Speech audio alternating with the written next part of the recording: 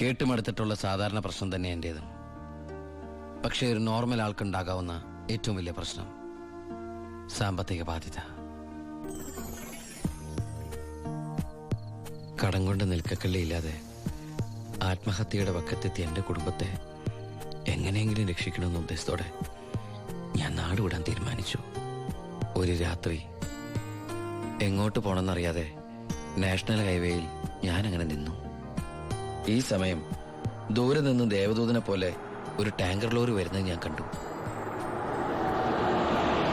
ദൈവം തോന്നിപ്പിച്ചാണോന്നറിയില്ല, ആ ഡ്രൈവർ വണ്ടി നിർത്തി. ഞാനും കൂടി പോന്നോട്ടെ? എങ്ങോട്ട്? അങ്ങനെ ഇന്ന സ്ഥലമൊന്നുമില്ല, എവിടം വരെ പോണു അവിടം വരെ. ഓ അവിടെ കേറ്. സോറി.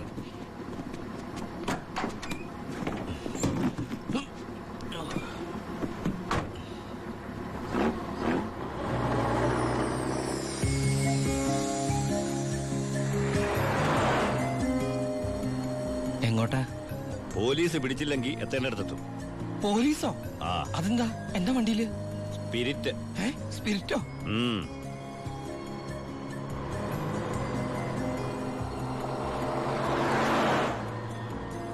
ഇതൊക്കെ ഒറ്റയ്ക്ക് ഉണ്ടാവാൻ പേടിയില്ലേ?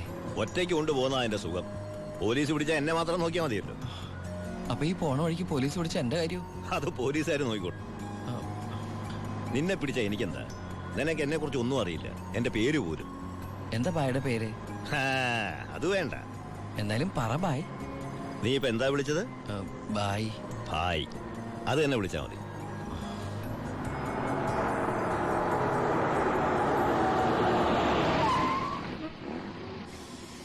എന്താ നിർത്തിയത്? എന്നെ ഇറക്കി വിടാനാണോ? ഏയ് ദാ പുണ്യാളന് നേർച്ചയിട്ട പാതി അങ്ങേര് നോക്കിക്കോളൂ. പോവോ?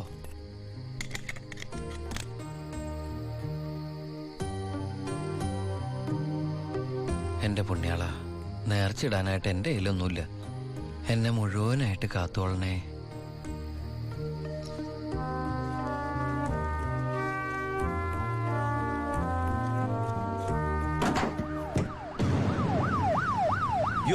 പോലീസ്. അയ്യോ,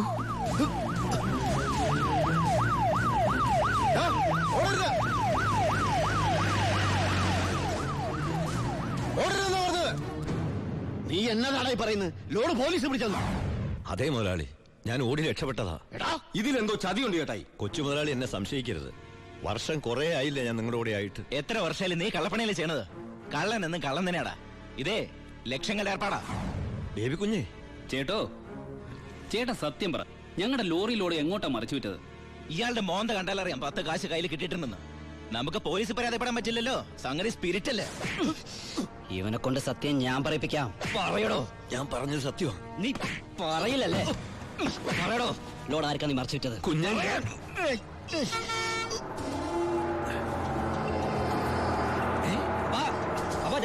ലോറി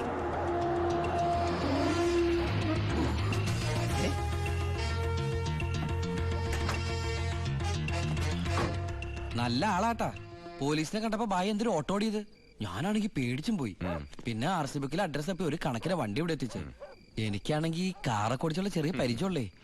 എന്തൊരു പാടാ ഈ പണ്ടാറ് ഓടിക്കാനായിട്ട്. എന്റെ പുണ്യാളം കൊണ്ടുവന്നാ ഇവനെ. ഇത്രയും കാലം ജീവൻ പണയം വെച്ച് കൂടെ നിന്നിട്ടും നിങ്ങൾക്ക് ആർക്കും എന്നെ മനസ്സിലായില്ല. ചെയ്യുന്നത് കള്ളപ്പണിയാണെങ്കിലും അതൊരു സത്യമുണ്ടെന്ന് വിശ്വസിക്കുന്നവനാ ഞാൻ. ഇനി ഞാൻ നിങ്ങളോട് വന്നാൽ ശരിയാവില്ല. ഞാൻ പറഞ്ഞോട്ടെ, എന്നെ കൊണ്ട് കുറെ ഉണ്ടാക്കിയില്ലേ, ഇനി ഒറ്റയ്ക്ക് കൊണ്ട് ഉണ്ടാക്കിയാ മതി. ചാടിച്ച അപ്പാ ഇയാള് പോണേ പോട്ടപ്പാ. ഇയാളെ ചത്ത നമ്മള് ബിസിനസ് ഇല്ലേ?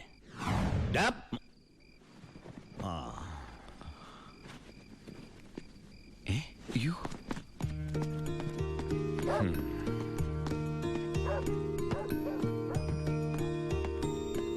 നീ എങ്ങോട്ടാ? ബായ് എങ്ങോട്ടാ? എങ്ങോട്ടെങ്കിലും. എന്നാ ഞാനും എങ്ങോട്ടെങ്കിലും. വാ. ബായ് സത്യമുള്ളവനാണെന്ന് എനിക്ക് തോന്നി. ഞാൻ അയാളുടെ കൂടെ കൂടി. ബായ്ക്ക് ഭാര്യയുണ്ട്, മകനുണ്ട്. മകനെന്ന് പറഞ്ഞ ബായ്ക്ക് ജീവനാ. ശിവന് കുറച്ച് ചോറിട്ടോടടി. ശിവനല്ല, ഉണ്ണി. ചോറ് വേണ്ട, അതിന് പകരം പപ്പടം എടുത്തോളാം. നമ്മുടെ പരമശിവത്തിന്റെ നല്ല ഛായയില്ലടി ഇവന്. എനിക്കും കണ്ടപ്പോഴേ തോന്നി. ആരാ ഈ പരമശിവം? പണ്ട് ലോറി താവളത്തിൽ നിന്ന് കിട്ടിയതാ അവനെ. പിന്നീട് എനിക്ക് എൻ്റെ സ്വന്തം അനിയനെ പോലെയായി. 4 കൊല്ലം മുമ്പ് ഒരു ലോറി ആക്സിഡന്റിൽ അവൻ. ഇന്ന് വഴിയോരത്ത് നീ നിൽക്കണ കണ്ടപ്പോ ഞാൻ അവനെ ഓർത്തുപോയി. അതാ നിർത്തിയത്. എന്നെ ആ അനിയനായിട്ട് കണ്ടൂടെ? അതിനെന്താടാ ശിവ? ശിവനല്ല, ഉണ്ണി. എനിക്ക് നീ ശിവൻ തന്നെയാ. അങ്ങനെ ഉണ്ണി എന്ന ഞാൻ ബായിക്ക് ശിവനായി. ബായിക്ക് ഈ പരിപാടി സ്വന്തമായിട്ട് തുടങ്ങിക്കൂടെ? നീ വിചാരിക്കും പോലെ അത്ര നിസാരമല്ല കാര്യങ്ങള്. ഇത്രയും കാലത്തെ എക്സ്പീരിയൻസ് വെച്ചിട്ട് ഒരു ലോഡ് ഒപ്പിക്കാൻ ബായിക്ക് പറ്റില്ലേ? അത് പറ്റും. പക്ഷെ എങ്ങനെ കടത്തിക്കൊണ്ടുപോരും? ചെക്ക് പോസ്റ്റിലൊക്കെ നല്ല കാശറിയണം. അതെവിടുന്ന്? ഒന്ന് ഞാൻ പറയാം. സാധനം കിട്ടിയ കാശ് മുടക്കില്ലാതെ ചെക്ക് പോസ്റ്റ് എടുത്തുന്ന കാര്യം ഞാൻ ഏറ്റു. അതിനുള്ള ചില നുണുക്ക് വിദ്യകളൊക്കെ എൻ്റെ ഉണ്ട് ബായി. ആ ആ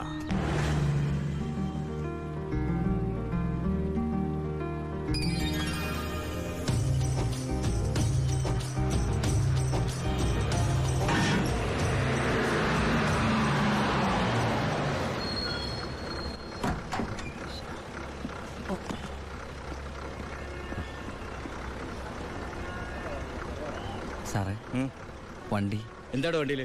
ഐസാണ് സാറേ. കുറിപ്പേ കയറി പരിശോധിക്ക്. സാർ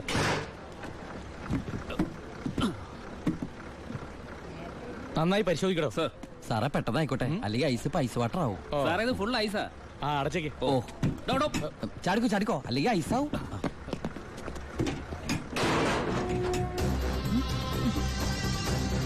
വിട്ടോ വിട്ടോ.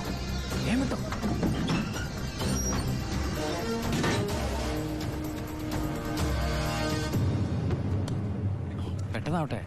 ശിവ, ആ ഓ എന്റെ പുണ്യാളച്ചോ, നീ ഇങ്ങ് എത്തുന്നത് വരെ ഞാൻ മുള്ളേ നിൽക്കുകയായിരുന്നു.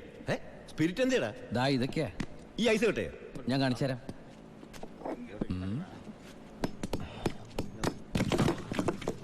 ദാ ഒറിജിനൽ സ്പിരിറ്റ്. ആ ഓ എന്റെ അമ്മച്ചി, ഒടുക്കത്തെ ബുദ്ധി തന്നെ. അല്ലടാ, ഐസിന്റെ ഉള്ളി വെച്ചിട്ട് സ്പിരിറ്റ് എന്താ ഐസ് ആവാത്തേ? എന്റെ ബായ്, വെള്ളം 0 ഡിഗ്രി സെന്റിഗ്രേഡിൽ ഐസ് ആവും. പക്ഷെ സ്പിരിറ്റ് ഐസ് ആവണമെങ്കിൽ -112 ഡിഗ്രിയെങ്കിലും വേണം. കെമിസ്ട്രി പഠിച്ചതിന്റെ ഗുണ. എന്തായാലും കെമിക്കലി കണ്ടുപിടിച്ചു. കെമിസ്ട്രി അല്ല, കെമിസ്ട്രി. ആ അവൻ ഭയങ്കര തന്നെ. ഇത് എത്ര രൂപയുടെ മുതലാന്ന് അറിയാമോ നിനക്ക്? നിനക്ക് ഞാൻ എന്താടാ തരേണ്ടത്? ഈ ലാഭത്തിന്റെ പകുതി നീ എടുത്തു അല്ലേ? വേണ്ട, ഇത് മുഴുവൻ നീ എടുത്തു. വേണ്ട ബായ്. ബായ് ആ ചിന്നാടന്മാരുടെ അവിടെ ജോലി ചെയ്തിരുന്നപ്പോ ഒരു ലോഡിന് എത്ര രൂപ കിട്ടിയിരുന്നേ? 5000 രൂപ. ആ 5000 രൂപ മതി എനിക്ക്. അല്ല ഇവര് ഞാനും ബായ് തമ്മിൽ എന്താ വ്യത്യാസം? അങ്ങനെ നീ പല അടവുകൾ ഉപയോഗിച്ച് വാളയാർ ചെക്ക് പോസ്റ്റ് വഴി പലതവണ ഞാൻ സ്പിരിറ്റ് കടത്തി. ഒരു നാൾ പിടിക്കപ്പെട്ടു. ചെക്ക് പോസ്റ്റുകളിൽ ഞാൻ പണം വാരിയെറിഞ്ഞു. ഉദ്യോഗസ്ഥന്മാരിൽ ഭൂരിഭാഗവും എന്റെ സ്വാധീന വലയത്തിലായി. പിന്നെല്ലാം അവരുടെ അനുവാദത്തോടെയായി. ബായിക്ക് വീടായി, കാറായി, ലോറികളായി. ബായിയുടെ വലങ്കയായി ഞാൻ അവിടെ പരമശിവം എന്ന പേരിൽ അറിയപ്പെട്ടു. വാളയാർ പരമശിവം.